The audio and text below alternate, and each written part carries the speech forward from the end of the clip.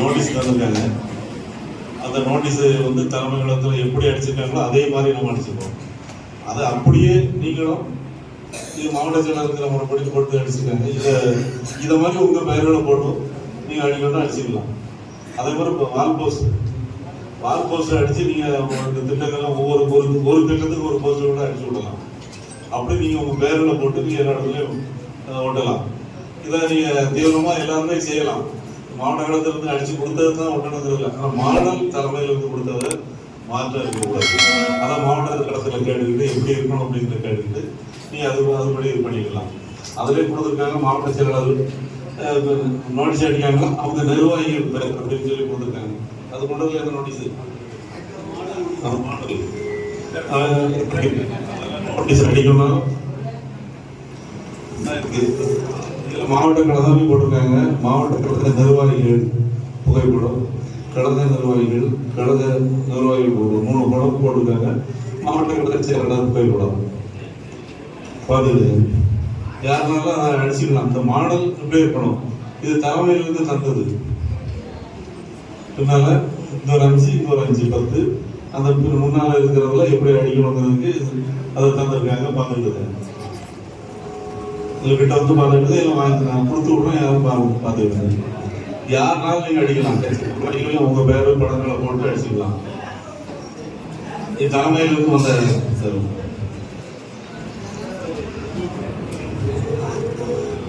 பேசியிருக்கேன். பேசி முடிச்சிருக்கேன்.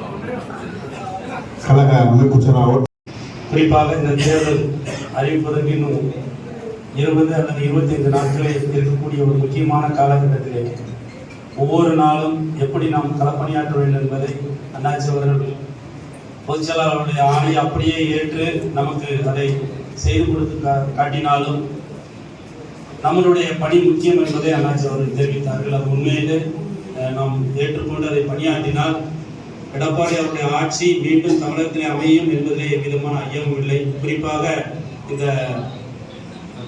பில் வைத்து கணக்கீடு செய்யக்கூடிய இந்த திட்டம் என்பது அந்த ஏழை மக்கள், குறிப்பாக நடுத்தர மக்கள், அதையும் தாண்டி பெண்கள் இன்னைக்கு ஒரு மாயையிலே இருந்து கொண்டிருக்கிறார்.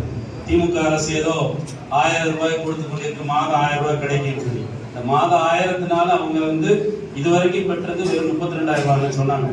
ஆனா 5 ஆண்டு கொடுத்திருந்தா கூட அவங்க பெறப்போவது 60,000 ரூபாய் தான் 5 வருஷத்துக்கு சரி. ஆனா ஒவ்வொரு குடும்பமும் குறைந்தபட்சம் ஒரு ரொம்ப ஏழ்மை குடும்பம் கூட இந்த 5 ஆண்டுல 5 லட்சம் ரூபாய் குறையாம இழந்திருக்காங்க.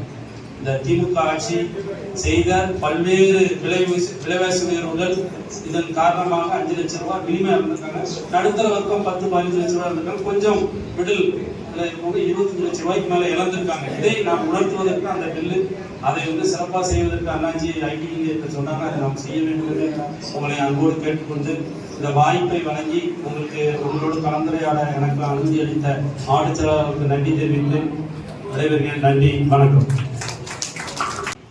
நம்முடைய அருமை அண்ணன் எடப்பாடியார் அவர்கள் கழகத்திலே ஒரு சாதாரண தொண்டனாக, சட்டமன்ற உறுப்பினர் இல்லாமல், மாவட்ட செயலாளர் இல்லாமல், கிளைக்கழக செயலாளராக, ஒன்றிய கழக செயலாளராக, அம்மா பேரவையுடைய மாவட்ட செயலாளராக புரட்சி தலைவி அம்மா அவர்கள் வருகிற போது அவரை வரவேற்க கூட உள்ளே அனுமதிக்க முடியாமல் வெளியே அவருடைய துரோகிகளால் எந்த அளவிற்கு களங்கப்படுத்தப்பட்டார், அவமானப்படுத்தப்பட்டார் என்பதையெல்லாம் எண்ணி பார்க்கிற போது நம்முடைய அருமை சகோதரர் மரியாதைக்குரிய அருமை அண்ணன் நம்முடைய சண்முகநாதன் அவர்கள் இன்றைக்கு புரட்சி தமிழர் மரியாதைக்குரிய எங்களுடைய அருமை அண்ணன் எடப்பாடியார் அவர்களிடத்தில் எந்த ஆலோசனை பெற்று வந்தார் என்பதை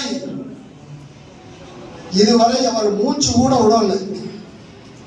அந்த அளவிற்கு ஒரு அமைதியாக வெற்றிகரமான பல்வேறு பாராட்டுதல்களை அவரிடத்திலே பெற்று வந்தாலும் அதையெல்லாம் வெளிப்படுத்தாமல் புரட்சி தமிழர் எடப்பாடி அவர்களுடைய கட்டளைக்கு ஏற்ப அனைத்து சோதனைகளையும் தாங்கி, அனைத்து துன்பங்களையும் தாங்கி, அனைவர் மீதும் பாய்கின்ற அந்த ஏவுகணைகளை தன்னுடைய இதயத்திலே ஏந்தி